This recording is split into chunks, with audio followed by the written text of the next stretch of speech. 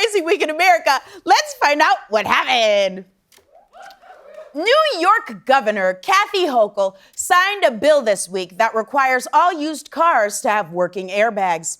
The issue is close to her heart because she spent years working alongside a working airbag. Yeah. Amazon recently announced that fully vaccinated employees can stop wearing face masks at work, but they'll still be required to wear a ball and chain. It's Amazon. Yeah. Yeah. Now, it was announced this week that the Donald J. Trump highway beautification sign in New York's Upper West Side is being removed. But just for fun, let's all say it's being evicted. Get out of here. Get out of here. During the recent UN climate summit in Scotland, President Biden reportedly let out a, quote, long, loud fart in front of Britain's Duchess, Camilla Parker Bowles. Now, that is a real thing that really happened. Here to comment on it is Queen Elizabeth II.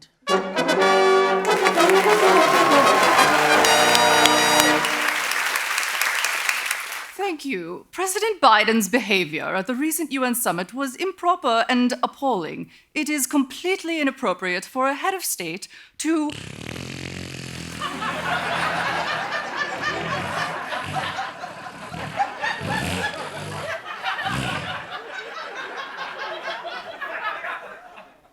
You were saying? I was saying that it is completely inappropriate for a head of... It is completely... It is It...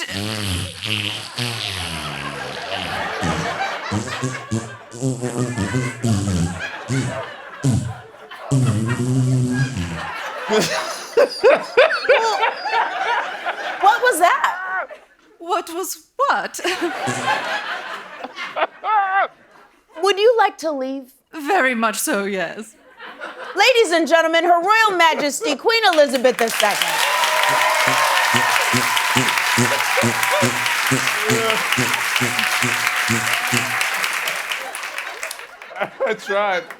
I tried. I couldn't make it.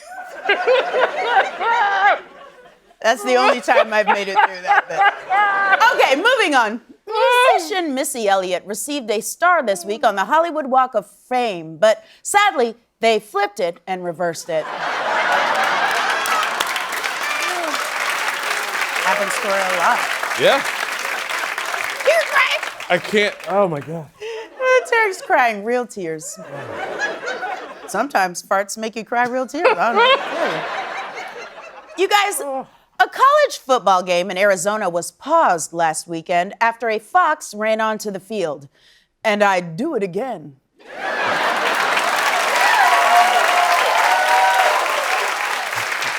Put my face on a nice slim body, thank you. Los Angeles residents this week had to show proof of vaccination to eat in restaurants. Said people in Los Angeles, oh, I don't eat. But I do, so they put my body on a nice tiny figure. And finally, online searches for men's shapewear have reportedly increased by 156%, which explains why Tarek's waist is so snatched.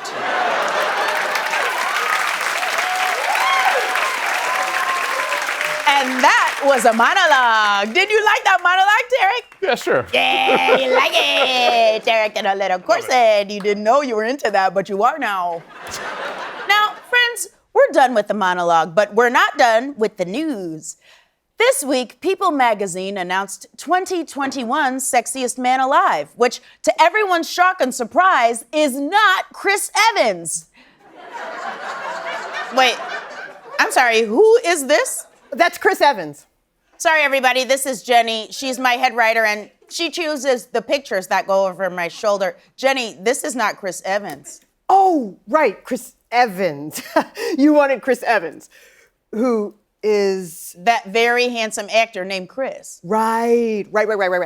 Handsome actor named Chris. Found it.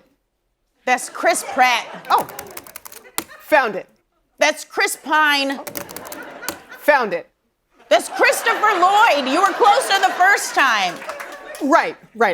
Okay, I knew that. Handsome, Chris, coming right up. Him? That's Christopher Columbus. Him. That's Chris Kringle. Him? That's white Jesus Christ. Him?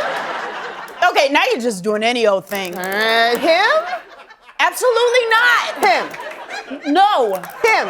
No. Him. No. Him. No. Him. Jenny, what is happening? All right, fine, I'm sorry! Look, I'm gay, which you know because I've told you. And because of everything you wear and say? Right. Well, because I'm gay, I can't tell men apart. What? They all look exactly the same to me. Between their neck and their hairline, it's just a blank space. So you don't even know who Chris Evans is? No. To quote the great Keke Palmer, sorry to this man. Okay. But then can you tell these two men apart? That's two identical twins. Jenny, that's Ryan Reynolds and your dad. I don't see it. Well, that explains the graphics.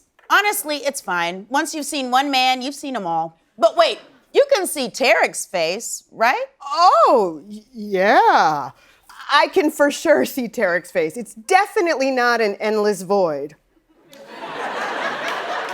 Oh, good. I'm glad you can see it, because I can't. Wait, what? Moving on.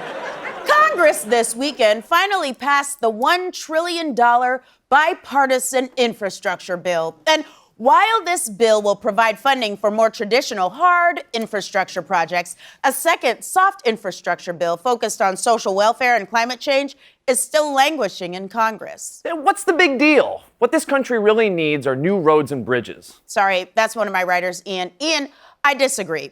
Hard infrastructure is great, but personally, I think we need something a little softer. Softer? How do you mean? Can I get a mic? We need a little Medicare, Medicaid, some parental leave that is fully paid. Can you dig it? All right. I'm talking free child care and pre-K, forget it. Each and every parent gets a child tax credit, babe. Okay, I think I see where you're coming from. Taxing billionaires, lowering drug prices, and while we're at it, might solve the climate crisis.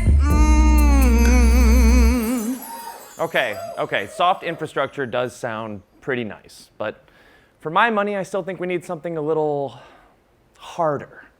Harder? How do you mean? Can I get a mic?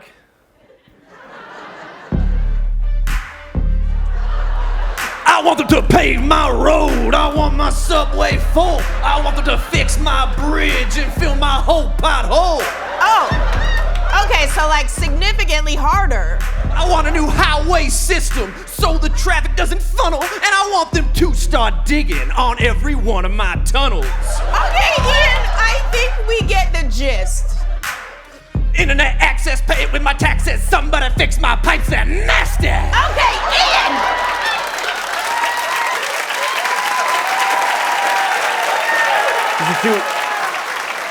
Was it too hard? Yeah, Ian, that was a little too hard. I'm sorry. I guess the lesson is that we need both hard and soft infrastructure. Well, the real lesson is not to just be handing us microphones.